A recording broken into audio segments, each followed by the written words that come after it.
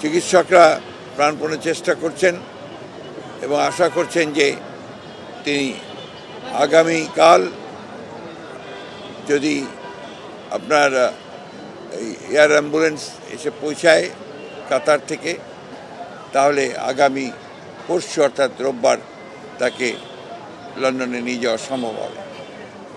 তবে তিনি এখনও গুরুতর অসুস্থ, সেই কারণে তিনি ফ্লাই করতে পারবেন কিনা সেটা ডাক্তাররা নিশ্চিত করলেই তাকে ফ্লাই করে নিয়ে যাওয়া হবে অ্যাম্বুলেন্সে করে। আমরা আজকে এখানে এই নয়াপল্টনের এখানে মসজিদে আমরা নামাজ আদায় করেছি, জুমার নামাজ। সারা দেশে আজকে জুমার নামাজের পরে বাংলাদেশের মানুষেরা দলমত নির্বিশেষে তারা আজকে এই মহান নেত্রীর জন্য, তার আরোগ্য লাভের জন্য, তিনি যে সুস্থ হয়ে আমাদের মাঝে ফিরে আসেন এবং দেশের যে সংকটময় মুহূর্তগুলোকে যেন তার অগত্যে আমরা সবাই অতিক্রম করতে পারি, সেই দোয়া আজকে বাংলাদেশের মানুষ তার কাছে, আল্লাহ তাআলার কাছে চেয়েছেন।